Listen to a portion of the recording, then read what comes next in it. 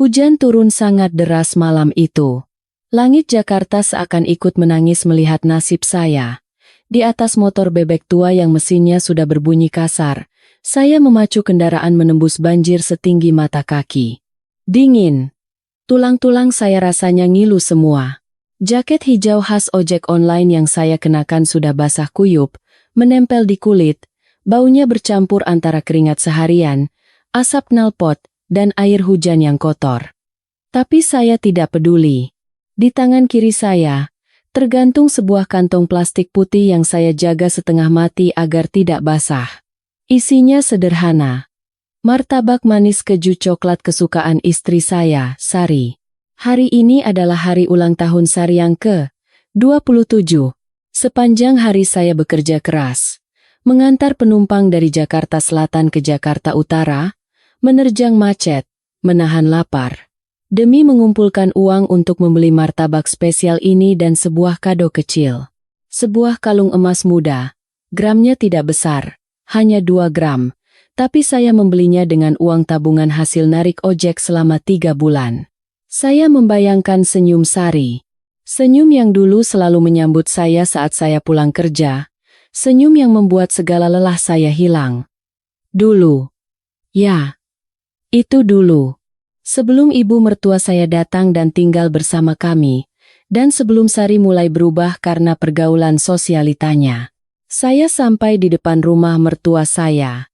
Rumah itu cukup besar, hasil renovasi yang uangnya entah mereka pikir datang dari mana. Di halaman depan, terparkir banyak mobil. Ada Pajero, ada Fortuner, dan beberapa mobil sedan mengkilap. Saya memarkir motor butut saya di pojok pagar, di samping tempat sampah, karena saya tahu, kalau saya parkir di dekat mobil-mobil itu, ibu mertua saya pasti akan mengamuk. Katanya motor saya merusak pemandangan. Saya menghela napas panjang, mencoba menenangkan jantung yang berdegup kencang. Bukan degup bahagia, tapi degup ketakutan. Ketakutan akan penolakan. Saya melangkah masuk. Dari dalam rumah terdengar suara musik dangdut koplo yang riang dan gelak tawa banyak orang. Baunya harum sekali. Bau sate ayam, gulai kambing, dan parfum mahal yang menusuk hidung. Saya melihat ke bawah, ke sandal jepit saya yang penuh lumpur. Saya lepaskan sandal itu di teras. Lalu dengan kaki telanjang yang basah, saya membuka pintu. "Assalamualaikum," ucap saya pelan. Suara saya tenggelam oleh ingar-bingar pesta. Tidak ada yang menoleh. Ruang tamu penuh sesak. Teman-teman arisan ibu mertua saya, teman-teman SMA Sari, dan saudara-saudara sepupu Sari yang semuanya berpakaian rapi. Mereka memakai batik sutra, kebaya modern, dan perhiasan emas yang gemerincing. Di tengah ruangan, berdiri istri saya, Sari. Dia cantik sekali malam ini. Gaun merah marun membalut tubuhnya, rambutnya disanggul modern, dan wajahnya dipoles makeup tebal. Dia sedang tertawa lepas sambil memegang gelas sirup, dikelilingi teman-temannya yang memuji kecantikannya. Saya berdiri mematung di ambang pintu, masih mengenakan jaket ojol basah kuyup. Tiba-tiba, musik berhenti. Salah satu tante Sari, Tante Murni yang mulutnya terkenal pedas, melihat saya dan berteriak dengan nada dibuat-buat kaget. "Astaga! Mas Rian sudah pulang? Ya ampun! Bau apa ini? Kok bau apek masuk ke ruangan ber-AC?" Seketika, semua mata tertuju pada saya. Keheningan yang menyakitkan menyelimuti ruangan. Gelak tawa tadi lenyap, digantikan oleh tatapan jijik, merendahkan, dan kasihan. Saya melihat wajah Sari berubah. Senyum di bibirnya lenyap seketika. Wajahnya memerah, bukan karena malu tersipu, tapi malu karena marah. Dia menatap saya dari ujung kepala sampai ujung kaki dengan tatapan yang seolah berkata, "Kenapa kamu harus pulang sekarang?" Ibu mertua saya, Ibu Ratna, muncul dari dapur membawa piring berisi puding. Begitu melihat saya, dia langsung meletakkan piring itu dengan kasar di meja sampai berbunyi tak yang keras. Dia berkacak pinggang, berjalan mendekati saya dengan langkah lebar. Matanya melotot. "Heh Rian, Kamu ini punya otak tidak sih? Bentaknya di depan semua tamu. Lihat lantai ini. Lantai marmer ini baru saja dipel. Kamu masuk dengan kaki kotor, baju basah, bau keringat. Kamu mau bikin tamu-tamu saya muntah karena bau badanmu. Kalau pulang itu lewat pintu belakang. Jangan lewat pintu utama. Sadar diri dong. Kamu itu cuma tukang ojek. Hati saya rasanya seperti diiris sembilu. Di depan puluhan orang, mertua saya sendiri memperlakukan saya lebih rendah daripada pembantu. Tapi saya diam. Saya sudah terbiasa. Demi Sari, saya selalu mengalah. Maaf Bu. Di luar hujan deras. Pintu belakang terkunci. Jawab saya pelan, berusaha tetap sopan. Saya mengangkat kantong plastik di tangan saya. Saya cuma mau kasih ini buat Sari. Selamat ulang tahun, sayang.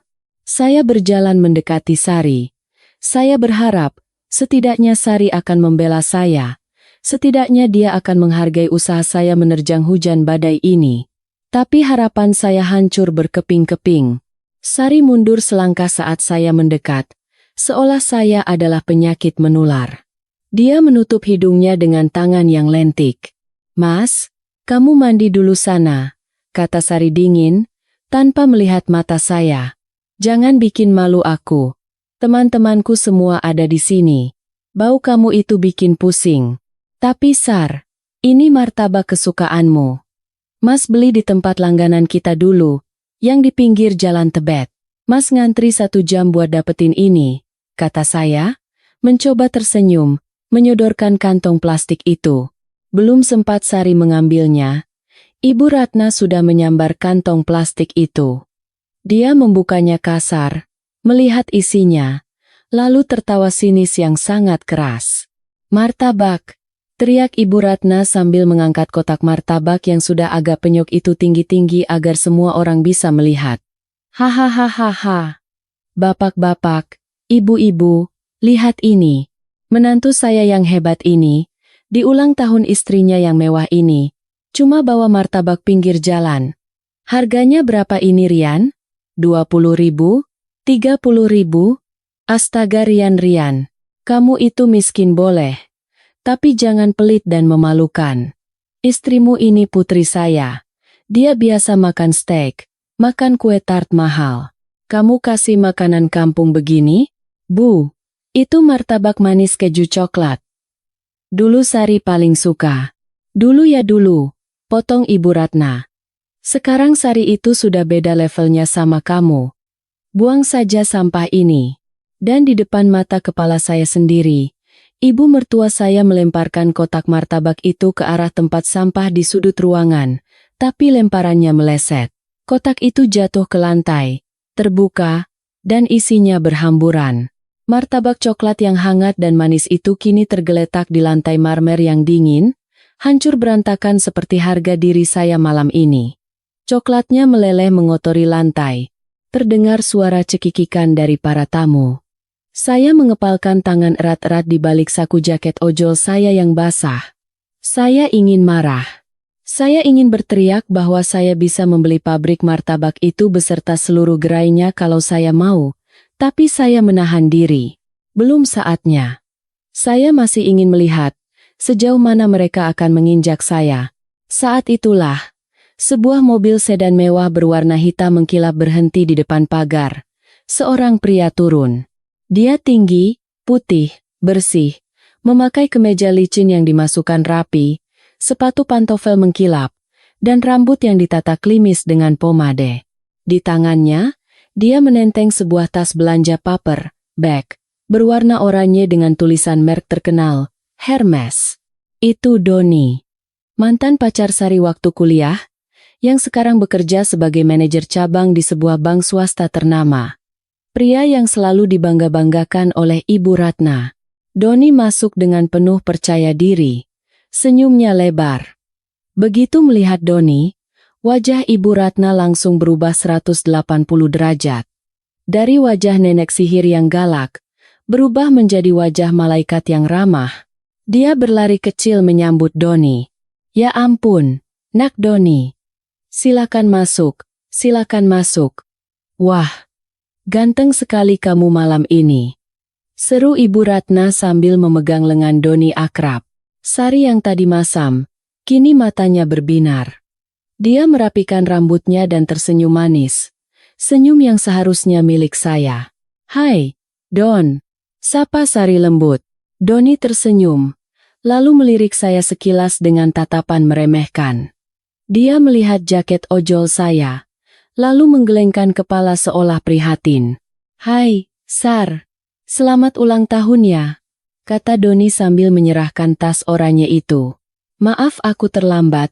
Tadi meeting sama nasabah prioritas dulu. Ini kado kecil buat kamu. Semoga kamu suka. Ini tas edisi terbatas. Aku pesen khusus dari Singapura. Sari menerima tas itu dengan tangan gemetar saking senangnya. Dia membukanya dan mengeluarkan sebuah tas kulit kecil yang saya tahu harganya puluhan juta rupiah. Jeritan histeris Sari dan teman-temannya memenuhi ruangan. Ya ampun. Ini kan model terbaru. Gila Doni. Kamu baik banget sih. Seru Sari. Dia langsung memeluk tas itu, lalu tanpa ragu, dia mencium pipi kanan dan kiri Doni di depan saya. Di depan suaminya yang basah kuyup kedinginan. Sama-sama Sar. Kamu pantas dapetin yang terbaik. Wanita secantik kamu itu harusnya diperlakukan seperti ratu, bukan seperti pembantu, kata Doni sambil menyindir tajam ke arah saya. Ibu Ratna menepuk tangan kegirangan. Tuh, dengar Rian, dengar. Laki-laki itu begini, punya modal, punya kelas. Bukan cuma modal keringat bau asem sama motor butut kredit macet. Aduh, ibu menyesal sekali dulu merestui Sari nikah sama kamu. Coba kalau Sari nikah sama Doni, pasti hidupnya sudah enak, tidak perlu malu-maluin begini. Saya menatap Sari, berharap dia akan membela saya kali ini. Saya menatap matanya dalam-dalam. Sari, panggil saya pelan. Aku juga punya kado buat kamu. Saya merogoh saku celana saya yang basah, mengeluarkan kotak bludru merah kecil yang sudah agak lembab terkena air hujan. Saya membukanya. Sebuah kalung emas tipis berkilau di sana. Ini hasil tabunganku, kata saya. Sari melihat kalung itu. Lalu dia melihat tas Hermes di tangannya. Dia tertawa kecil. Tawa yang menyakitkan. Mas, katanya dengan nada lelah. Simpan saja kalung itu. Buat beli beras atau bayar listrik. Emas muda begitu. Kalau dijual lagi juga nggak laku. Kamu lihat kan apa yang Doni kasih.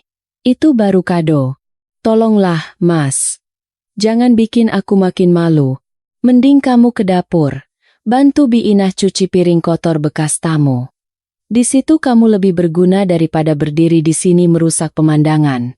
Dunia rasanya runtuh. Istri saya sendiri, wanita yang saya nikahi 3 tahun lalu, wanita yang saya lindungi, menyuruh saya mencuci piring di saat laki-laki lain memberinya tas mewah. Sari, aku ini suamimu, kata saya. Suara saya mulai bergetar menahan amarah. Kamu lebih menghargai orang lain daripada suamimu sendiri. Suami? Sela Ibu Ratna tajam. Suami macam apa yang tidak bisa membahagiakan istri? Lihat dirimu. Rian, 3 tahun nikah? Apa yang kamu kasih? Rumah masih numpang di tempat mertua. Makan masih ibu yang tanggung. Kerjaan cuma ngojek. Kamu itu parasit. Benalu. Harusnya kamu sadar diri. Kalau saya jadi kamu, saya sudah malu dan pergi dari dulu. Doni tertawa renyah, lalu merangkul bahu Ibu Ratna seolah dia adalah menantu idaman. Sudahlah Tante. Jangan marah-marah. Nanti darah tinggi. Mungkin Rian memang bisanya cuma segitu. Nasib orang kan beda-beda. Ada yang ditakdirkan jadi pemimpin. Ada yang ditakdirkan jadi, ya, pelayan. Kata-kata pelayan itu diucapkan dengan penekanan yang sangat menghina. Darah saya naik ke kepala. Tangan saya gemetar hebat. Bukan karena takut, tapi karena menahan keinginan untuk menghajar wajah mulus Doni saat itu juga. Tapi saya ingat janji saya pada almarhum ayah saya. Jadilah laki-laki yang sabar, nak. Emas akan tetap emas walau direndam dalam lumpur. Tunggu waktunya bersinar. Saya menarik napas panjang, mencoba menyerap semua rasa sakit ini. Saya tutup kotak cincin itu, dan saya masukkan kembali ke saku. Saya menatap martabak yang hancur di lantai. Saya membungkuk, memunguti potongan martabak itu satu persatu dengan tangan kosong. Apa yang kamu lakukan? Tanya Sari jijik. Mengambil rezeki yang dibuang. Jawab saya datar.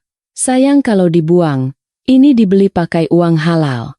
Uang keringat, bukan uang hasil menipu atau korupsi.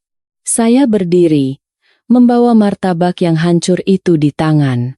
Saya tatap wajah Ibu Ratna, lalu wajah Doni, dan terakhir wajah Sari. Baiklah kalau kehadiran saya membuat kalian malu.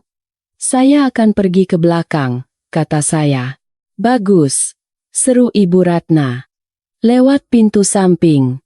Jangan kotori karpet lagi. Saya berbalik. Berjalan menuju pintu samping yang terhubung ke dapur. Saat saya melangkah keluar dari ruang tamu yang mewah itu, saya masih mendengar suara Ibu Ratna. Doni, ayo tambah lagi satenya. Jangan pedulikan sirian itu. Anggap saja kucing kurap lewat. Oh ya, ngomong-ngomong, kapan kamu diangkat jadi kepala cabang utama? Bulan depan, Tante. Doakan ya. Nanti kalau jadi, saya ajak Tante dan Sari jalan-jalan ke Eropa. Wah, serius. Tusar, dengerin. Eropa. Bukan cuma muter-muter Jakarta naik motor panas-panasan. Saya menutup pintu dapur perlahan. Suara tawa mereka meredam, digantikan oleh suara hujan yang masih menderu di luar dan suara detak jam dinding di dapur yang sunyi. Di dapur yang sempit itu, saya duduk di kursi kayu kecil. Saya membuka kantong plastik martabak yang hancur tadi. Saya ambil sepotong martabak yang sudah dingin dan agak kotor terkena lantai. Saya memakannya. Rasanya manis. Bercampur asin air mata yang tanpa sadar jatuh ke pipi saya. Bi Inah, pembantu tua yang sudah bekerja di sini sejak Sari kecil, menatap saya dengan iba dari sudut tempat cuci piring. Dia satu-satunya orang di rumah ini yang tahu siapa saya sebenarnya, tapi saya melarangnya bicara.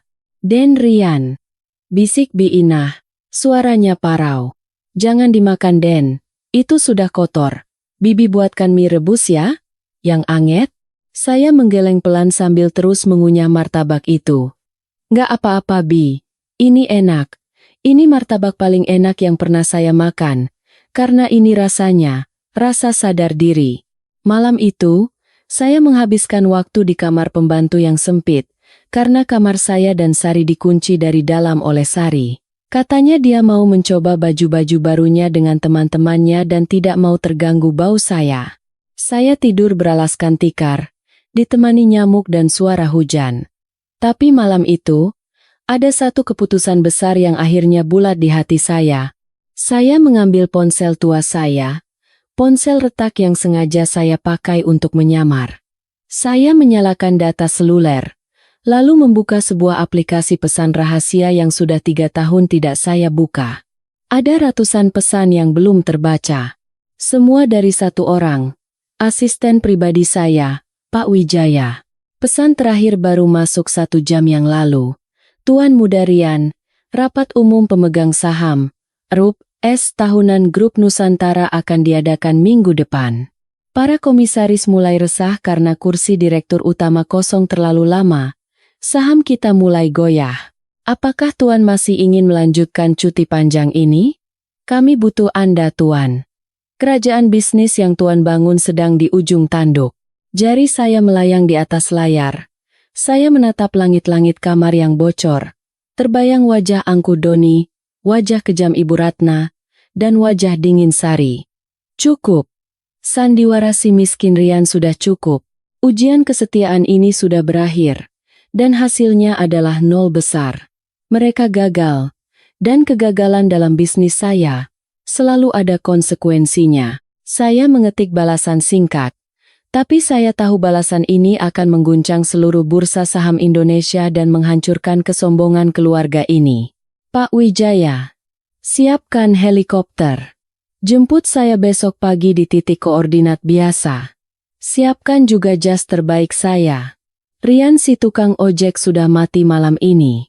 Besok, Adrian Kusuma, pemilik tunggal grup Nusantara, akan kembali. Saya menekan tombol kirim. Saat pesan itu terkirim, di luar kilat menyambar keras, seolah alam semesta memberi tanda persetujuan. Besok, permainan yang sebenarnya baru akan dimulai. Dan Doni, si manajer bank yang sombong itu, dia tidak tahu bahwa bank tempat dia bekerja hanyalah salah satu anak perusahaan kecil dari ratusan perusahaan di bawah naungan grup Nusantara milik saya. Saya memejamkan mata, membayangkan wajah mereka saat tahu kebenarannya. Tapi sebelum itu, masih ada satu babak lagi yang harus saya lewati besok pagi. Babak di mana saya akan diusir seperti anjing kurap, dan babak di mana saya akan melangkah keluar dari rumah neraka ini untuk selamanya. Matahari pagi menembus celah ventilasi kamar pembantu yang sempit, membangunkan saya dari tidur yang tidak nyenyak. Punggung saya terasa kaku karena tidur di atas tikar pandan tipis di lantai yang dingin. Saya membuka mata, menatap langit-langit kamar yang berjamur. Hujan sudah berhenti, menyisakan bau tanah basah yang menyengat. Hari ini, batin saya berkata, hari ini adalah hari pembebasan. Saya melipat selimut kumal itu dengan rapi. Saya mandi di kamar mandi belakang, mengenakan pakaian terbaik yang saya miliki di lemari itu. Sebuah kemeja putih yang sudah agak kekuningan di bagian kerahnya dan celana bahan hitam yang sudah memudar warnanya. Saya tidak memakai jaket ojek online saya hari ini. Saya melipat jaket hijau kebanggaan saya itu dan memasukkannya ke dalam tas ransel lusuh. Satu-satunya harta benda yang saya bawa saat diusir dari kamar utama semalam. Bi Inah sedang menumbuk bumbu di dapur saat saya keluar. Matanya sembab, sepertinya dia menangis semalaman. Melihat saya sudah rapi dengan tas ransel di punggung, dia menghentikan pekerjaannya. "Den Rian, Den mau pergi kemana?" tanyanya dengan suara bergetar. Saya tersenyum tipis, mencoba menenangkannya. "Saya mau pulang, Bi. Ke tempat di mana saya seharusnya berada. Tapi sarapan dulu, Den. Bibi sudah buatkan nasi uduk kesukaan Aden. Pakai tempe orek dan telur dadar." Belum sempat saya menjawab. Suara teriakan melengking dari ruang tengah memecahkan keheningan pagi. "Bi Inah, mana kopi saya? Jangan ngobrol terus sama tukang ojek itu. Pagi-pagi sudah bikin sial." Itu suara Ibu Ratna. Saya menghela napas. "Tidak usah, Bi. Nanti saya sarapan di jalan. Terima kasih sudah baik sama saya selama 3 tahun ini." Saya menepuk bahu wanita tua itu pelan, lalu melangkah menuju ruang tengah, ruang eksekusi saya. Di ruang makan yang mewah, pemandangan yang menyakitkan tersaji di depan mata saya. Di meja makan panjang yang penuh dengan hidangan bubur ayam, lontong sayur, dan buah-buahan potong duduklah mereka bertiga. Ibu Ratna di ujung meja, Sari di sisi kanan, dan di sisi kiri, duduklah Doni. Ya, Doni. Laki-laki itu ada di sini pagi-pagi buta, masih mengenakan pakaian semalam yang sudah agak kusut. Rupanya dia menginap. Hati saya mendidih melihat dia duduk di kursi yang seharusnya menjadi tempat saya, meminum kopi dari cangkir yang biasa saya pakai. Mereka tertawa-tawa membicarakan rencana liburan ke Eropa, seolah-olah saya tidak ada. Sari melihat saya lebih dulu. Tawanya berhenti. Wajahnya yang tanpa make up terlihat pucat dan lelah, tapi tatapan matanya tetap dingin. "Mau apa kamu berdiri di situ?" tanya Sari ketus. "Duduk. Ada yang mau kami bicarakan." Saya tidak duduk, saya tetap berdiri, memegang tali tas ransel saya erat-erat. "Bicara saja." Saya buru-buru. Doni terkekeh sambil menyuapkan kerupuk ke mulutnya. "Buru-buru mau narik ojek, Mas? Rajin amat. Padahal hari ini tanggal merah loh." Ibu Ratna meletakkan sendoknya dengan keras. Dia mengambil sebuah map berwarna merah yang tergeletak di samping piringnya, lalu melemparkannya ke arah saya.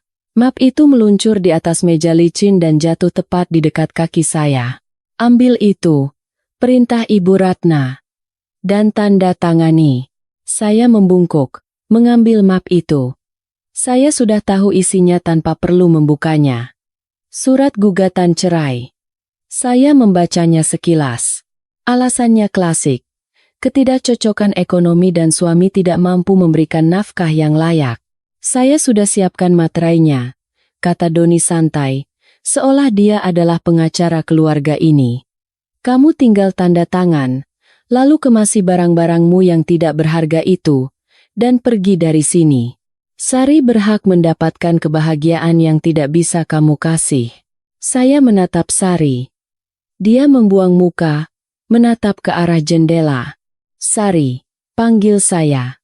Apa ini yang benar-benar kamu mau? Mengakhiri pernikahan 3 tahun kita hanya karena harta. Sari menoleh cepat, matanya berkaca-kaca karena marah. Hanya karena harta, kamu bilang. Rian, sadar. Kita hidup di dunia nyata, bukan di sinetron. Cinta tidak bisa dimakan. Cinta tidak bisa buat bayar arisan. Cinta tidak bisa buat beli tas Hermes. Aku capek, Rian. Aku capek dihina teman-temanku karena punya suami tukang ojek. Aku capek harus naik motor panas-panasan sementara teman-temanku naik mobil ber-AC. Aku mau hidup enak. Apa itu salah? Tidak salah, jawab saya tenang. Tapi caramu yang salah. Kamu lupa siapa yang menemanimu saat bapakmu bangkrut dulu? Kamu lupa siapa yang melunasi utang pengobatan bapakmu sebelum meninggal? Uang tabungan ojek saya. Sari. Halah. Jangan ungkit-ungkit masa lalu. Potong Ibu Ratna berang. Uang segitu tidak ada artinya dibanding masa depan Sari. Cepat tanda tangan. Jangan buang waktu kami. Doni berdiri, berjalan mendekati saya. Dia mengeluarkan dompet kulit tebalnya, menarik 5 lembar uang 100 ribuan berwarna merah. Nih. Katanya sambil menyelipkan uang itu ke saku kemeja saya dengan gaya merendahkan. 500 ribu. Anggap saja pesangon. Buat bensin motor bututmu dan makan di warteg beberapa hari. Tanda tangan lalu pergi. Jangan jadi benalu lagi. Darah saya berdesir panas. Penghinaan ini sudah sampai ke tulang sumsum. Tapi anehnya, saya justru merasa sangat tenang. Ketenangan sebelum badai. Saya mengambil pulpen yang disodorkan Doni. Tanpa ragu, saya membubuhkan tanda tangan saya di atas materai itu. Coretan tinta hitam itu menjadi tanda berakhirnya kesabaran saya. Sudah, kata saya sambil melempar map itu kembali ke meja. Mulai detik ini, saya bukan lagi suamimu, Sari.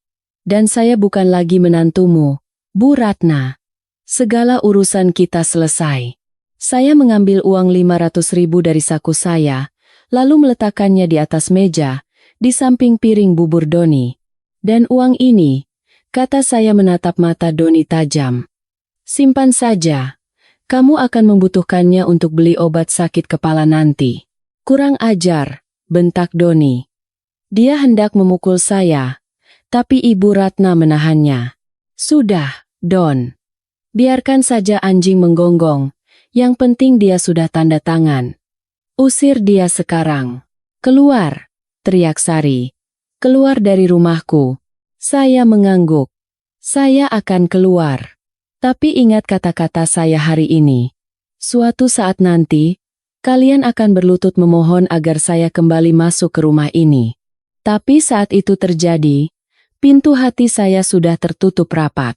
Saya berbalik dan berjalan menuju pintu depan. Langkah saya ringan. Beban di pundak saya rasanya sudah terangkat. Saat saya membuka pintu utama dan melangkah ke teras, matahari bersinar terik. Tapi tiba-tiba, ada suara aneh dari kejauhan. Duk, duk, duk, duk. Awalnya pelan, seperti suara detak jantung raksasa. Tapi semakin lama semakin keras dan cepat. Angin mulai bertiup kencang, menerbangkan debu-debu di halaman. Pohon mangga di depan rumah bergoyang hebat. Duk duk duk duk duk. Suara itu semakin memekakan telinga. Getarannya terasa sampai ke dada. Orang-orang di dalam rumah berlarian keluar karena kaget. Ibu Ratna, Sari, dan Doni berdiri di teras, memandang ke langit dengan wajah bingung dan ketakutan. "Suara apa itu?" teriak Ibu Ratna, memegangi rambut sasaknya yang mulai berantakan tertiup angin kencang. "Gempa bumi kah?" tanya Sari panik. "Bukan. Itu suara helikopter," seru Doni sambil menunjuk ke langit. Sebuah bayangan hitam besar menutupi matahari. Dari balik awan, sebuah helikopter hitam mengkilap, jenis Airbus H-45 yang super mewah, merendah perlahan. Baling-balingnya berputar kencang, menciptakan angin ribut di halaman rumah mertua saya yang sempit. Debu berterbangan kemana-mana. Daun-daun kering berserakan. Mobil-mobil mewah yang diparkir dengan bangga di halaman Pajero, Fortuner, sedan Doni seketika tertutup lapisan debu tebal. Alarm mobil mereka berbunyi bersahut-sahutan karena getaran yang kuat. "Woi, apa-apaan ini? Mobilku kotor semua," teriak Doni, berusaha melindungi matanya dari debu. Helikopter itu terus turun, melayang rendah tepat di atas jalan depan rumah, karena halamannya tidak cukup luas. Di badan helikopter itu, terpampang logo emas yang sangat familiar bagi seluruh rakyat Indonesia. Sebuah lambang Garuda emas yang memeluk bola dunia. Logo Grup Nusantara. Jantung Doni seakan berhenti berdetak. Matanya melotot nyaris keluar. Itu helikopter Grup Nusantara?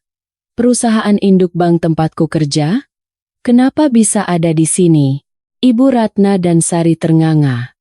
Mulut mereka terbuka lebar. Tidak bisa berkata-kata. Pemandangan ini terlalu mustahil. Helikopter itu mendarat mulus di tengah jalan, membuat macet lalu lintas kampung. Warga sekitar mulai berkerumun menonton, tapi tidak ada yang berani mendekat karena angin yang kencang. Pintu helikopter terbuka. Turunlah dua orang pengawal berbadan tegap, mengenakan jas hitam lengkap dengan earphone di telinga dan kacamata hitam. Mereka berlari kecil menembus angin, mendekat ke arah pagar rumah. Di tangan mereka, salah satunya membawa sebuah jas hitam mahal dan sepatu kulit mengkilap. Doni, dengan mental penjilatnya, langsung merapikan rambutnya yang acak-acakan. Dia berpikir mungkin bos besarnya datang untuk memberikan kejutan promosi jabatan. "Itu pasti Pak Direktur Pusat," kata Doni percaya diri pada Ibu Ratna. "Pasti dia mau menjemput saya. Lihat Tante. Hebat kan saya?" Doni melangkah maju dengan senyum lebar, siap menyambut tamu agung itu. "Selamat pagi, Pak. Saya Doni, manajer cabang." Tapi kedua pengawal itu sama sekali tidak menoleh ke arah Doni. Mereka berjalan melewatinya begitu saja, seolah Doni hanyalah tiang listrik. Mereka berjalan lurus, menembus halaman, naik ke teras, dan berhenti tepat di depan saya. Di depan Rian, si tukang ojek yang baru saja diusir. Keheningan total terjadi. Angin dari baling-baling masih menderu, tapi rasanya waktu berhenti berputar. Kedua pengawal itu, dengan gerakan serempak dan tegas, membungkukkan badan 90 derajat di hadapan saya. "Selamat pagi, Tuan Muda Adrian." Seru mereka serempak dengan suara lantang yang bisa didengar semua orang. "Maaf kami terlambat 5 menit karena izin pendaratan. Helikopter sudah siap, rapat direksi menunggu perintah Tuan." Doni terhuyung ke belakang sampai menabrak pot bunga. Kakinya lemas. Tuan Muda?" Sari menutup mulutnya dengan kedua tangan. "Hah?" Ibu Ratna mematung dengan mata berkedip-kedip cepat. Otaknya tidak mampu memproses apa yang terjadi. Saya, dengan tenang, melepaskan tas ransel butut saya dan memberikannya kepada salah satu pengawal. Pengawal yang lain dengan sigap memakaikan jas hitam Italia itu ke tubuh saya. Jas itu pas sempurna di badan saya, menutupi kemeja lusuh yang saya pakai. Aura saya berubah seketika. Rian si tukang ojek yang bungkuk dan lelah sudah hilang. Kini berdiri tegak Adrian Kusuma, sang pangeran bisnis. Saya merapikan kerah jas saya, lalu menoleh perlahan ke arah keluarga mantan istri saya yang masih mematung seperti orang bodoh. Saya berjalan mendekati Doni. Dia gemetar hebat, keringat dingin mengucur deras di pelipisnya. "Doni," kata saya pelan namun tajam. "Kamu tadi bilang bank tempatmu kerja adalah bank terbaik." Iya, Pak. Mas. Tuan." Doni tergagap parah. "Mulai besok, cari pekerjaan lain," bisik saya dingin. "Karena bank itu milik saya. Dan saya tidak suka mempekerjakan orang yang tidak bisa membedakan antara berlian dan kerikil." Doni jatuh terduduk di lantai teras. Kakinya benar-benar kehilangan tenaga. Saya beralih menatap Ibu Ratna dan Sari. Mereka menatap saya dengan tatapan yang sulit dijelaskan, campuran antara ketakutan, kekaguman, dan penyesalan yang amat sangat. "Sari," kata saya, "terima kasih sudah menandatangani surat itu. Kamu benar. Kamu pantas mendapatkan yang selevel denganmu. Dan maaf, level saya ternyata terlalu tinggi untuk kamu gapai."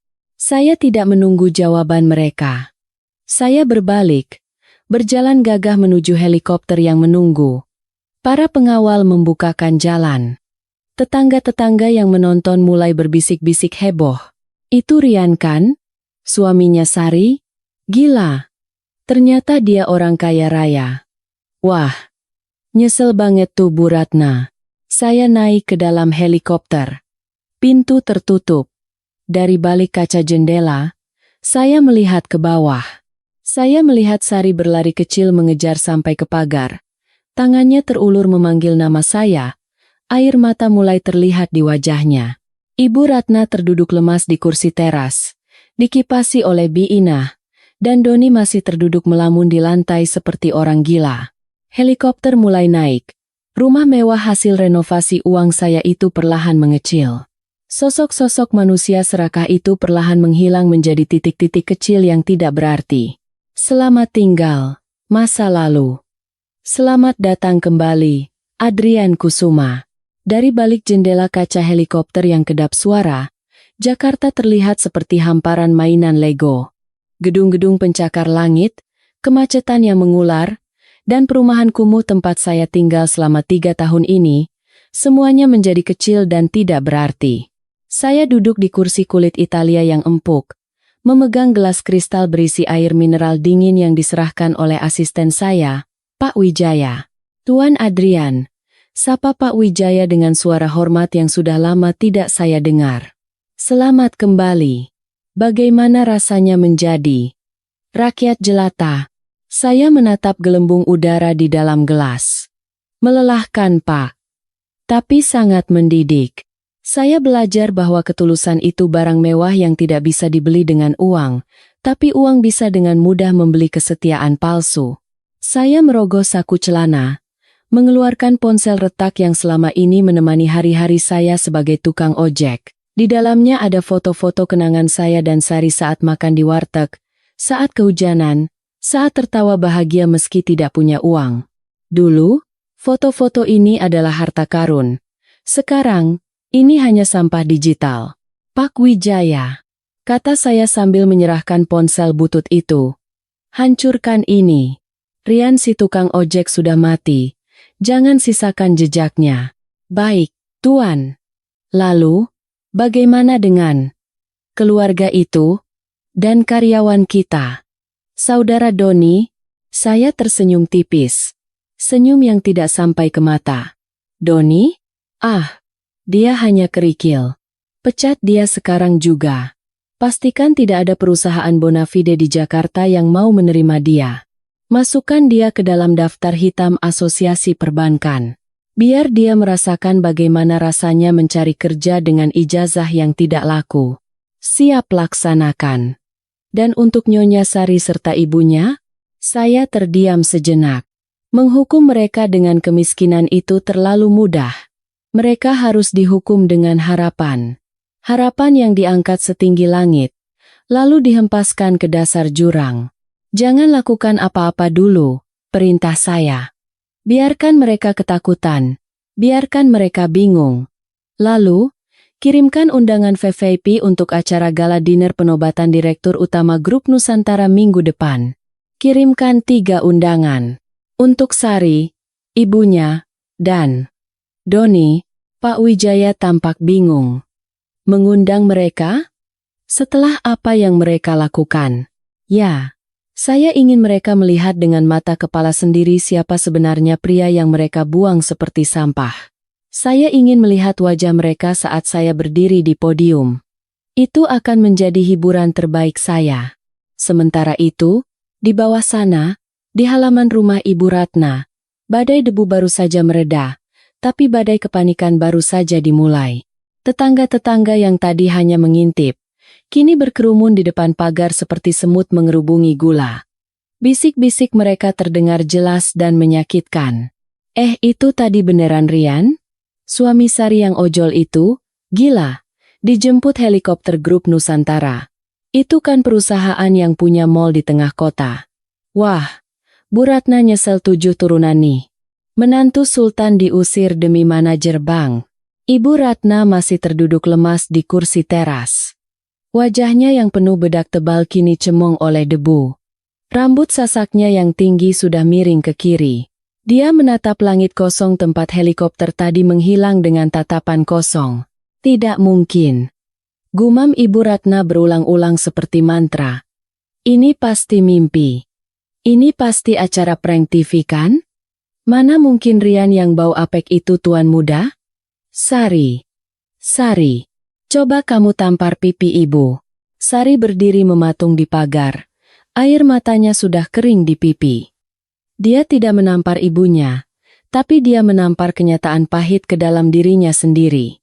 Cincin kawin yang tadi pagi hendak dia buang, kini dia genggam erat-erat. Ini bukan mimpi, Bu. Suara Sari serak. Jas itu, sepatu yang dibawa pengawal itu. Aku pernah lihat di majalah bisnis. Itu merek Brioni. Harganya ratusan juta. Rian. Mas Rian. Tiba-tiba, suara dering ponsel memecah keheningan. Ponsel Doni yang tergeletak di lantai berbunyi nyaring. Doni yang masih gemetar, merangkak mengambil ponselnya. Di layar tertera nama, Bapak Direktur Utama, Pusat. Wajah Doni pucat pasi, lebih putih dari kertas. Tangannya gemetar hebat saat menekan tombol hijau. Halo, Pak Dirut? Sapa Doni terbata-bata. Suara teriakan dari seberang telepon terdengar begitu keras hingga Sari dan Ibu Ratna bisa mendengarnya tanpa perlu di loudspeaker. Doni, apa yang kamu lakukan Kamu cari mati ya? Kepala Divisi HRD baru saja menelepon saya. Katanya ada instruksi langsung dari pemilik grup untuk memecat kamu detik ini juga. Tapi Pak. Jangan tapi-tapi. Kamu tahu siapa yang kamu hina? Kamu menghina Tuan Adrian Kusuma, pemilik tunggal perusahaan tempat kita cari makan. Mulai detik ini, kemasi barangmu, jangan injakan kaki di kantor lagi. Saya malu punya bawahan bodoh seperti kamu. Tut. Sambungan telepon terputus. Doni menjatuhkan ponselnya. Layarnya retak, sama retaknya dengan masa depannya. Aku dipecat. Bisik Doni. Dia menoleh ke arah Ibu Ratna dengan tatapan menyalahkan. Ini semua gara-gara Tante. Tante yang bilang Rian itu cuma benalu. Tante yang suruh saya menghina dia. Sekarang karir saya hancur. Mobil saya belum lunas. Apartemen saya masih nyicil.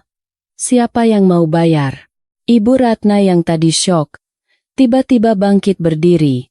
Naluri bertahan hidupnya yang licik mulai bekerja. Dia tidak mau disalahkan. Loh, kok salah Tante? Kamu kan laki-laki. Harusnya kamu cari tahu dong latar belakang lawanmu. Kamu kan manajer bank. Masa intelijenmu kalah sama tukang ojek? Sudah. Cukup. Teriak Sari histeris. Dia menjambak rambutnya sendiri. Kalian berdua sama saja. Gara-gara keserakahan kalian, aku kehilangan suamiku. Aku kehilangan Rian. Sari berlari masuk ke dalam rumah, membanting pintu kamar, dan menangis sejadi-jadinya. Dia tidak menangisi Rian. Dia menangisi helikopter itu. Dia menangisi fakta bahwa dia baru saja membuang tiket lotre yang sudah memenangkan hadiah utama. 3 hari berlalu sejak kejadian itu. Rumah Ibu Ratna yang biasanya ramai dengan pesta dan arisan, kini sepi seperti kuburan. Pagar rumah digembok rapat. Mereka malu keluar rumah karena tidak tahan dengan gunjingan tetangga. Di dalam rumah, suasananya mencekam. Makanan enak di meja tidak ada yang menyentuh. Doni sudah pulang ke apartemennya dengan marah-marah, meninggalkan Sari dan ibunya dalam ketidakpastian. "Sari, makan dulu, nak," bujuk Ibu Ratna. Tapi suaranya tidak lagi galak, melainkan cemas. "Aku nggak nafsu," jawab Sari, matanya bengkak. Dia memegang kalung emas 2 gram pemberian Rian. Dulu dia menghinanya, sekarang dia memakainya seolah itu jimat. "Bu, kira-kira Mas Rian mau maafin aku nggak ya? Kalau aku datang ke kantornya, sujud di kakinya, pasti mau." Potong Ibu Ratna cepat. Matanya berbinar licik. Laki-laki itu lemah sama air mata wanita SAR. Apalagi Rian itu. Tuan Adrian itu. Kan cinta mati sama kamu. Buktinya dia rela nyamar jadi miskin demi kamu. Itu artinya cintanya dalam banget. Kemarin dia pergi itu cuma karena emosi sesaat. Gengsi laki-laki lah. Tapi aku sudah tanda tangan surat cerai, Bu. Itu kan belum didaftarkan ke pengadilan. Belum sah. Secara hukum dan agama, kamu masih Nyonya Adrian Kusuma, Nyonya besar grup Nusantara. Ibu Ratna semakin bersemangat membangun istana di atas angin. "Kita harus susun rencana. Kita harus." Ting-tong. Bel rumah berbunyi. Ibu Ratna dan Sari saling pandang. Siapa yang datang? Tetangga yang mau mengejek lagi? Bi Inah berlari kecil membukakan pintu. Tak lama kemudian, dia kembali dengan wajah pucat, membawa sebuah nampan perak.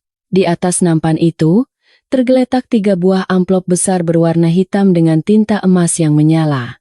"Nyonya, Non Sari," kata Bi Inah gemetar. Ada kurir pakai jas rapi di depan. Dia bilang ini undangan khusus dari Tuan Adrian. "Apa?" Ibu Ratna melompat dari kursi. Dia menyambar amplop itu dengan kasar. Tangannya gemetar saat meraba tekstur kertas mahal itu. Di sana tertulis dengan kaligrafi indah. "Kepada YTH Ibu Ratna, keluarga." Sari juga mengambil 1 amplop. "Kepada YTHC, istriku tercinta, Sari." Mereka membuka amplop itu dengan jantung berdegup kencang. Di dalamnya, sebuah kartu undangan berlapis emas murni. Undangan VVIP Gala Dinner, penobatan CO Group Nusantara Grand Ballroom, Hotel Mulia Senayan. Sabtu, 19,0 WIB. Catatan khusus di undangan Sari. "Datanglah. Aku ingin kamu melihat siapa suamimu yang sebenarnya. Pakailah gaun terindahmu. Ada hal penting yang ingin kubicarakan di atas panggung." Sari membaca pesan itu berulang-ulang.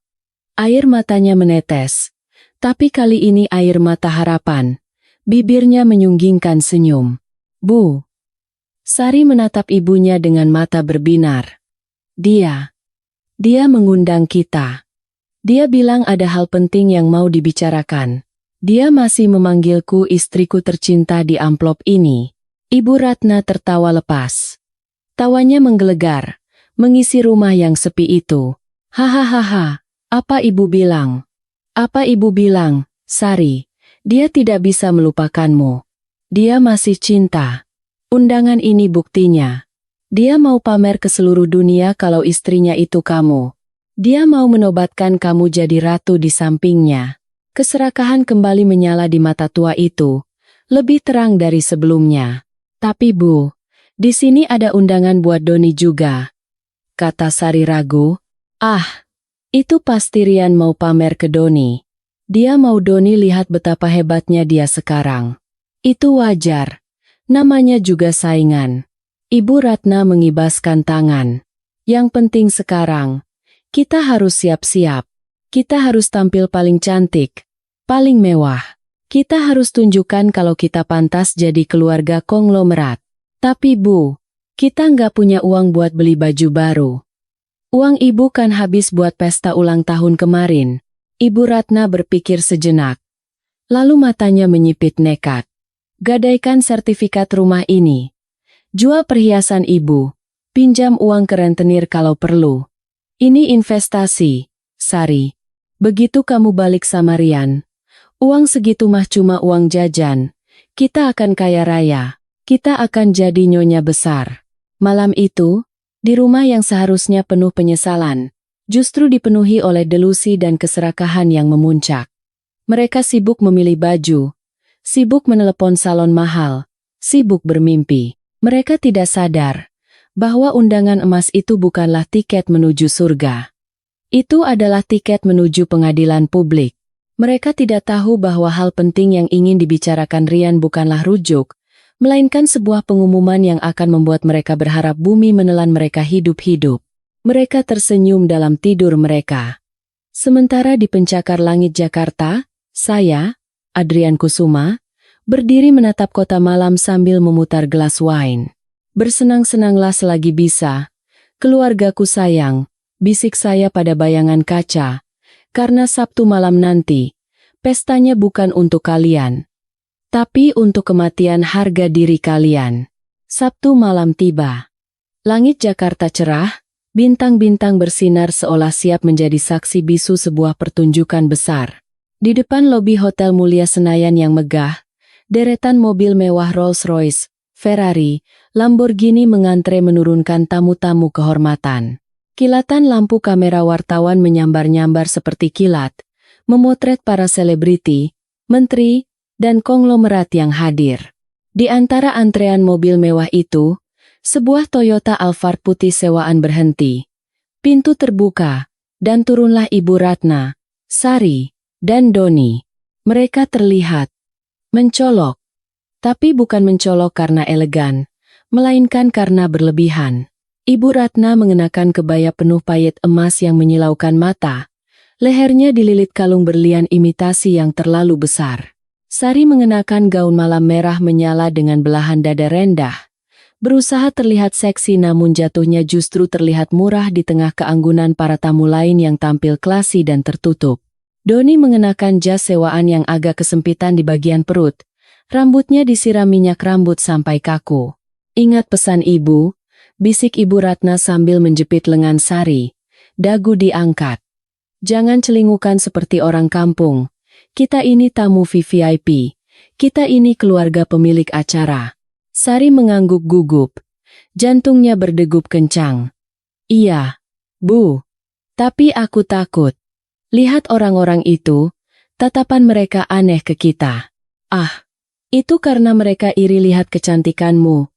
Sergah Ibu Ratna. Mereka melangkah masuk ke Grand Ballroom. Udara dingin Aceh bercampur aroma bunga lili segar dan parfum mahal menyambut mereka. Lampu kristal raksasa menggantung di langit-langit, memantulkan cahaya keemasan ke seluruh ruangan. Di sudut ruangan, orkestra memainkan musik klasik yang lembut.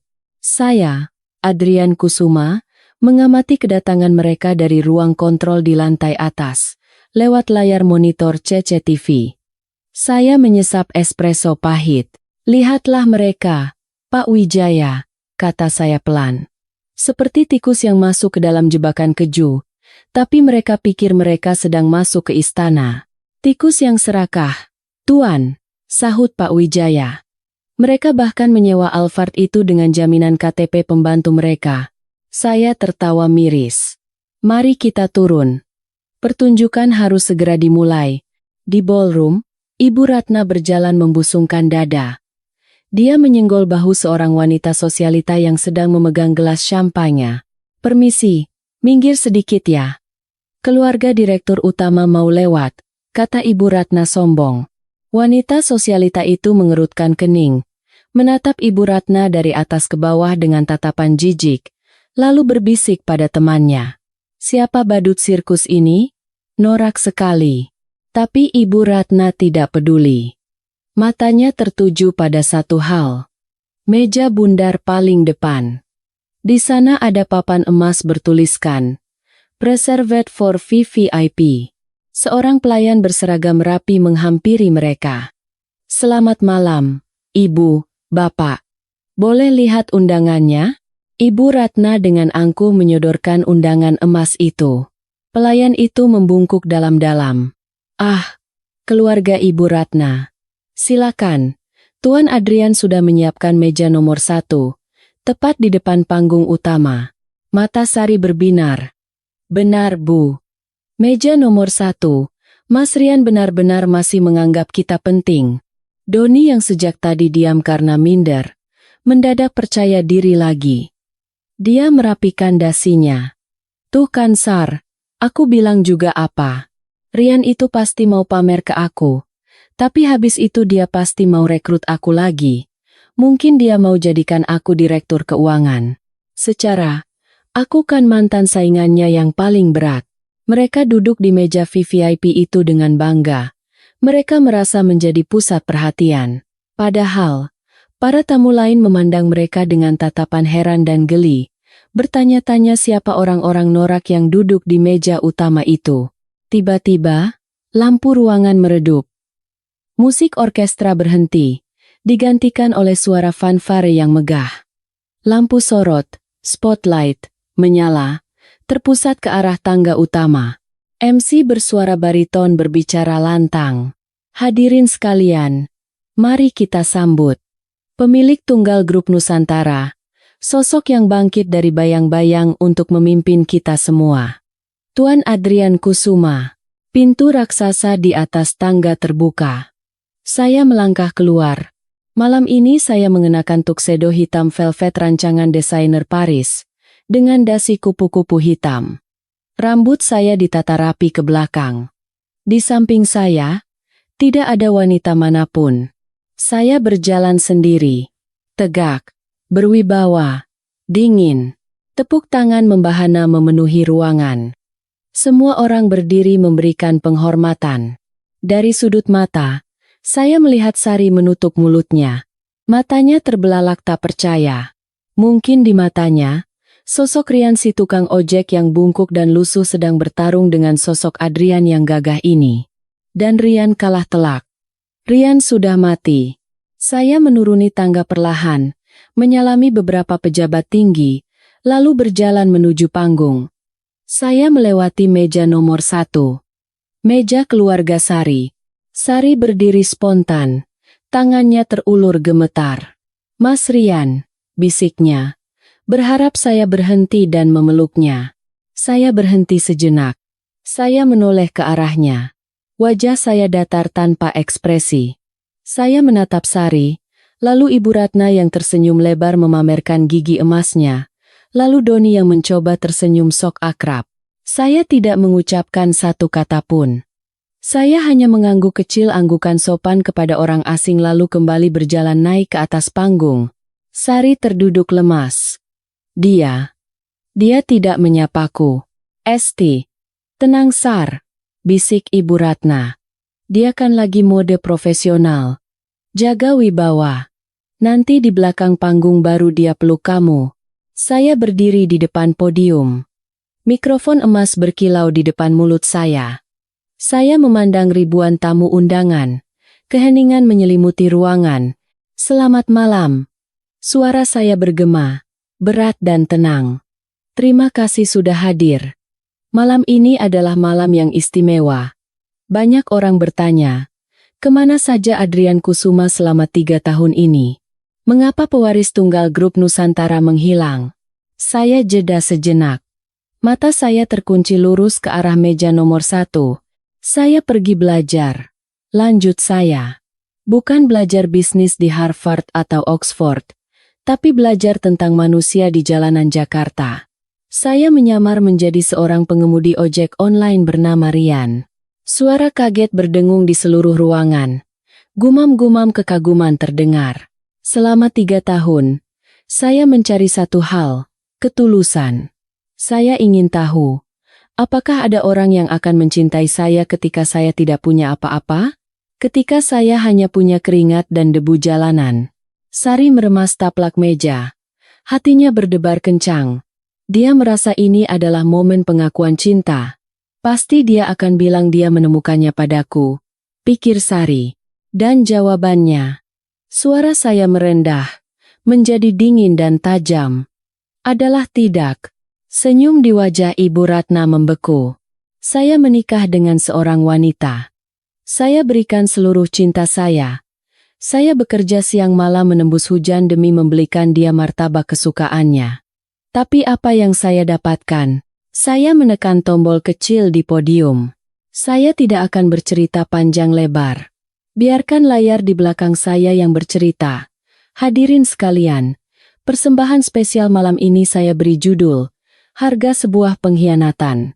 Layar LED raksasa berukuran 10 kali 5 meter di belakang saya menyala. Dan meledaklah bom atom itu. Video itu bukan film dokumenter inspiratif. Itu adalah rekaman CCTV ruang tamu rumah Ibu Ratna, 3 hari yang lalu. Kualitas gambarnya HD, suaranya jernih seperti kristal. Di layar, tampak jelas wajah Ibu Ratna yang sedang membentak-bentak Rian yang basah kuyup. Sadar diri dong. Kamu itu cuma tukang ojek. Suara Ibu Ratna di video menggelegar ke seluruh ballroom.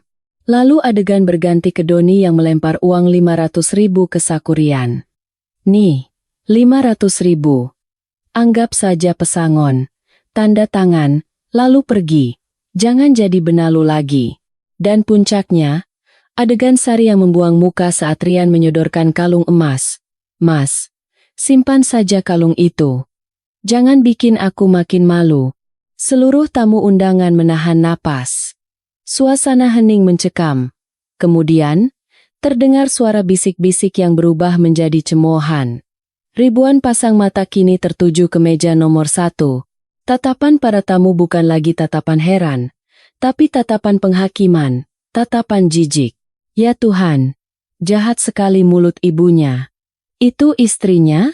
Tega banget suaminya hujan-hujanan dikatain begitu? Siapa cowok itu? Gayanya sok kaya. Padahal cuma kasih tas Hermes KW kali ya. Di meja VVIP, Ibu Ratna merasa seolah-olah ditelanjangi di depan umum. Wajahnya merah padam. Keringat dingin bercucuran melunturkan bedak tebalnya. Doni menunduk dalam-dalam. Ingin sekali bersembunyi di kolong meja. Dan Sari menatap layar itu dengan air mata bercucuran. Dia melihat dirinya sendiri di layar. Dia melihat betapa kejam wajahnya saat itu. Dia melihat betapa tulus mata Rian yang saat itu berdiri basah kuyup. Video berakhir dengan adegan Rian memunguti martabak yang hancur di lantai. Layar mati. Lampu sorot kembali ke arah saya. Wanita di video itu, saya menunjuk lurus ke arah Sari dengan jari telunjuk saya. Adalah Sari, mantan istri saya. Dan wanita tua di sebelahnya adalah mantan mertua saya. Dan pria itu adalah selingkuhan yang mereka banggakan. Mereka ada di sini malam ini, duduk di meja nomor 1, menikmati hidangan mewah dari uang pria yang mereka hina sebagai benalu. Saya tersenyum sinis. Sari, Ibu Ratna, Doni. Silakan berdiri. Biar semua orang melihat wajah orang-orang yang membuang berlian demi biji jagung. Lampu sorot. FIN. Tiba-tiba menyorot tajam ke meja nomor 1, mengurung mereka dalam lingkaran cahaya yang menyilaukan. Mereka tidak bisa lari. Mereka tidak bisa sembunyi. Mereka terpampang nyata di panggung pengadilan publik ini. Sari gemetar hebat. Kakinya lemas tidak bisa berdiri. Dia menangis sesenggukan. Mas Rian, ampun mas. Tapi mikrofon saya tidak menangkap suara lirihnya. Mulai detik ini, suara saya menggelegar menutup acara. Grup Nusantara dan seluruh afiliasinya menutup pintu selamanya untuk ketiga orang ini. Tidak ada kerjasama bisnis, tidak ada pekerjaan, tidak ada belas kasihan. Hukuman kalian bukan penjara, tapi penyesalan seumur hidup. Saya membanting mikrofon ke podium. Suara dengung panjang menyakitkan telinga. Saya berbalik dan berjalan meninggalkan panggung tanpa menoleh lagi. Di belakang saya, dunia Sari dan keluarganya runtuh sepenuhnya, diiringi oleh tatapan menghina dari ribuan orang elit Jakarta. Lampu sorot di ballroom telah padam. Tapi sorotan mata menghina dari ribuan tamu masih menusuk kulit keluarga Ibu Ratna. Mereka berjalan keluar dari hotel mulia seperti pencuri yang tertangkap basah. Tidak ada lagi kepala yang mendongak angkuh. Bahu mereka merosot, langkah mereka terseret. Di lobi hotel, sopir mobil sewaan Alphard sudah menunggu dengan wajah masam. "Bu, waktunya sudah habis," kata sopir itu ketus. "Ini sudah lewat 2 jam. Kena denda overtime 2 juta. Bayar sekarang. Saya tidak mau antar kalau tidak dibayar dulu. Saya lihat berita di grup WA sopir. Katanya ibu baru saja dipermalukan di dalam. Jangan-jangan ibu tidak punya uang." Wajah Ibu Ratna merah padam.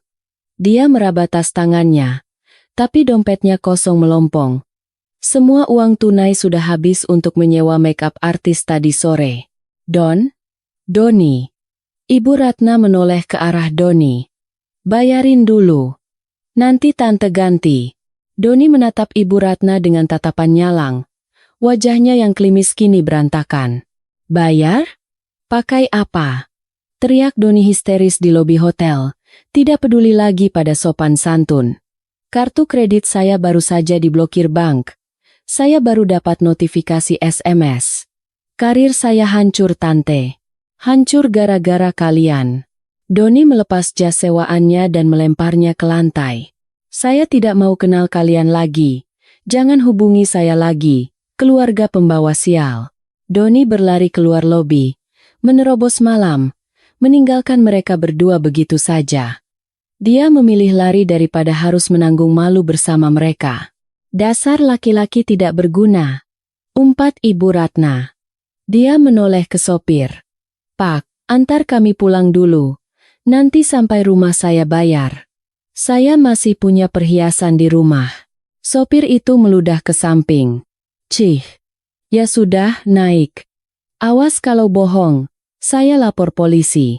Perjalanan pulang di dalam Alphard mewah itu terasa seperti perjalanan menuju neraka. Sari menangis tanpa suara di pojok kursi. Air matanya merusak maskara mahalnya, membuat wajahnya tampak seperti hantu. Dia menatap jalanan Jakarta yang gemerlap. Teringat dulu dia sering membonceng motor butut Rian di jalan ini. Dulu dia malu, tapi setidaknya dulu dia dicintai. Sekarang, dia duduk di mobil mewah, tapi hatinya kosong melompong. 1 jam kemudian, mobil berhenti di depan rumah Ibu Ratna. Tapi ada yang aneh. Pagar rumah itu terbuka lebar. Lampu teras menyala terang benderang. Di tembok pagar yang baru dicat putih, kini penuh dengan coretan cat semprot berwarna merah darah. Tulisannya besar dan mengerikan. "Bayar utang atau mati." Rumah ini dalam pengawasan. Di teras rumah, duduk 3 orang pria berbadan kekar, berkulit gelap, dengan wajah sangar. Mereka sedang merokok santai sambil menginjak-injak pot bunga kesayangan Ibu Ratna. Itu adalah debt collector penagih utang dari rentenir tempat Ibu Ratna meminjam uang untuk membeli gaun malam ini. "Nah, ini dia nyonya besar pulang," kata salah satu preman itu sambil berdiri. Dia membuang puntung rokoknya ke lantai marmer teras. Ibu Ratna gemetar. Kakinya lemas hingga dia harus berpegangan pada Sari. Kalian siapa? Kenapa ada di rumah saya?" "Jangan pura-pura lupa, Bu," kata preman itu sambil menepuk-nepuk tongkat baseball di tangannya. "Ibu pinjam 50 juta 3 hari yang lalu dengan jaminan sertifikat rumah ini. Janjinya, malam ini setelah pulang pesta, Ibu bakal bawa uang 1 miliar hasil rayuan maut ke mantan menantu Ibu." "Mana uangnya?" Ibu Ratna tergagap. Itu. Ada kesalahan teknis. Tolong beri waktu." "Waktu habis," bentak preman itu. "Bos kami sudah lihat live streaming acara tadi. Mantan menantu Ibu sudah membuang Ibu. Jadi tidak ada harapan Ibu bisa bayar." Preman itu memberi isyarat pada teman-temannya. "Kuras isi rumah ini. Ambil TV, kulkas, perhiasan, semuanya. Anggap sebagai bunga utang." "Jangan," jerit Sari. Dia mencoba menghalangi mereka masuk. Ini perampokan. Saya teriak, maling ya. Salah satu preman mendorong Sari dengan kasar hingga dia terjatuh ke tanah yang becek. Gaun merah mahalnya yang seksi itu kini berlumuran lumpur hitam. Teriak saja, Neng. Satu kampung ini juga benci sama keluarga kalian. Gak bakal ada yang nolong. Dan benar saja. Tetangga-tetangga mulai keluar rumah. Tapi bukannya menolong, mereka malah menonton dengan wajah puas. Beberapa bahkan merekam kejadian itu dengan HP mereka. Rasain lo, Ratna. Sombong sih. Karma dibayar tunai, bro. Malam itu, Ibu Ratna dan Sari hanya bisa menangis meraung-raung di halaman, menyaksikan barang-barang mewah mereka diangkut paksa ke dalam truk bak terbuka. Sofa Italia, TV 60 inci, bahkan koleksi tas Sari, semuanya habis. Yang tersisa hanyalah rumah kosong yang akan segera disita, dan utang yang masih menumpuk. Ibu Ratna memegangi dadanya, matanya mendelik ke atas. Lalu dia ambruk pingsan karena serangan jantung ringan. Ibu! Ibu bangun, Bu! Teriak Sari histeris di tengah malam buta. Tidak ada Rian yang datang membantu. Tidak ada Doni.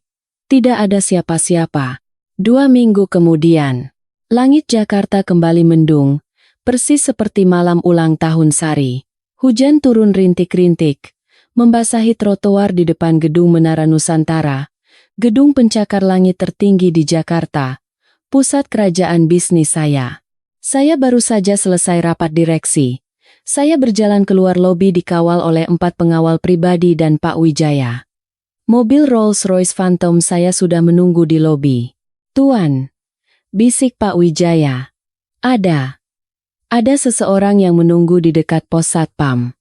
Kami sudah mencoba mengusirnya, tapi dia bersikeras tidak mau pergi sampai bertemu Tuan. Saya menoleh. Di dekat pos Satpam, berdiri seorang wanita.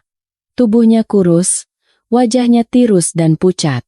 Dia mengenakan kaos lusuh dan celana jeans pudar. Rambutnya basah kuyup terkena hujan. Dia memegang sebuah payung rusak yang tidak mampu melindunginya dari air. Itu Sari. Melihat saya keluar, mata Sari yang redup tiba-tiba berbinar. Dia menerobos penjagaan Satpam, berlari ke arah saya. Mas Rian. Mas Rian. Para pengawal saya dengan sigap menghadangnya. Mundur. Dilarang mendekat. Sari meronta. Mas. Ini aku, Sari. Istrimu. Mas. Tolong aku. Ibu sakit stroke, Mas. Kami diusir dari rumah. Kami tidur di kontrakan petak sekarang. Mas, tolong kasihani kami. Saya mengangkat tangan, memberi isyarat pada pengawal untuk membiarkannya bicara sebentar, tapi tetap menjaga jarak. Saya menatap wanita di depan saya.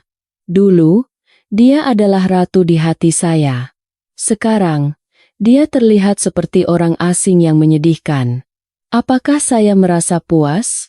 Ya, tapi apakah saya bahagia melihatnya menderita? Entahlah, rasa itu sudah mati. Sari, suara saya tenang, tapi datar. Untuk apa kamu kesini? Sari jatuh berlutut di atas aspal yang basah. Dia menangis. Air matanya bercampur air hujan. Aku salah, Mas. Aku bodoh. Aku minta maaf. Aku rela Mas pukul. Aku rela Mas maki-maki. Tapi tolong Mas, kembali padaku. Atau setidaknya, bantu kami. Ibu butuh obat, Mas. Kami tidak punya uang buat makan.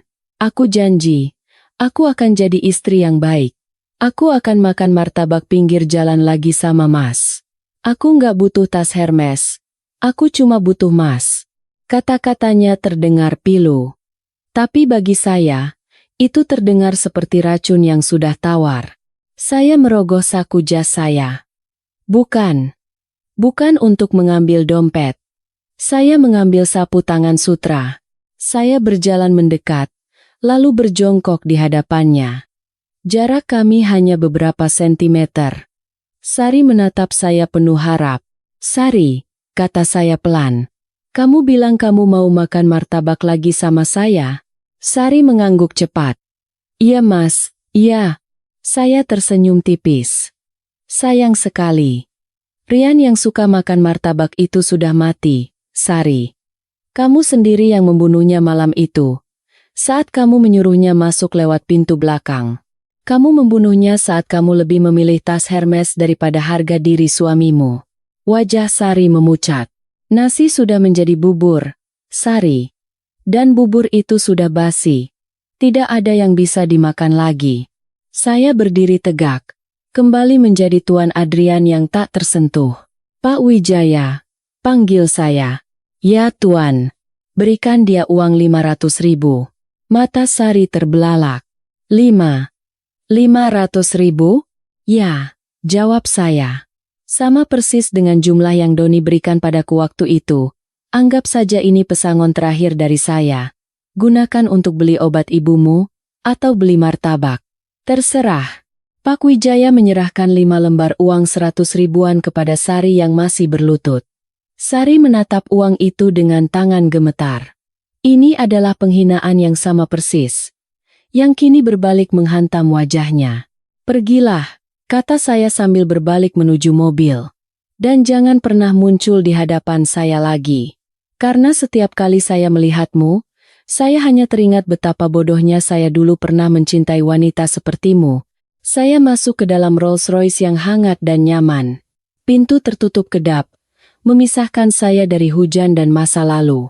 Mobil perlahan melaju, meninggalkan Sari yang masih berlutut di tengah hujan deras, menggenggam uang 500.000, meraung menangisi takdir yang dia tulis sendiri dengan tinta keserakahan.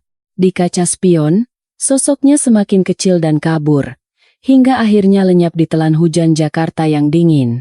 Waktu adalah hakim yang paling adil.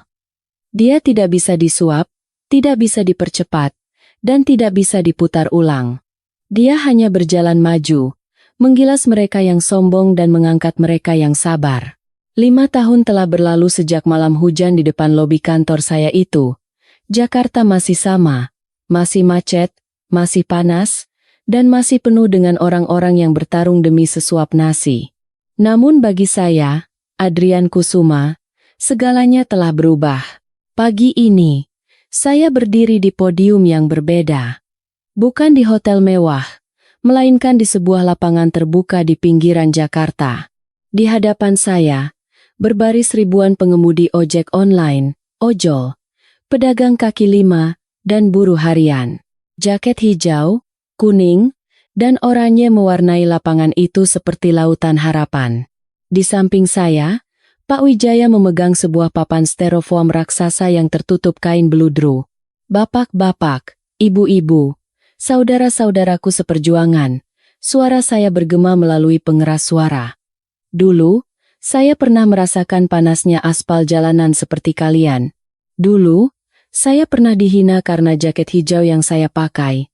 Dulu, saya pernah diusir karena hanya membawa martabak untuk orang yang saya cintai. Suasana hening. Semua mata tertuju pada saya. Pengalaman itu mengajarkan saya satu hal, bahwa kemuliaan seseorang tidak terletak pada apa yang dia kendarai, tapi pada seberapa halal rezeki yang dia bawa pulang untuk keluarganya. Saya menarik kain penutup papan itu.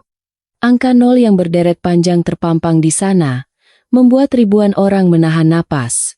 Dana abadi.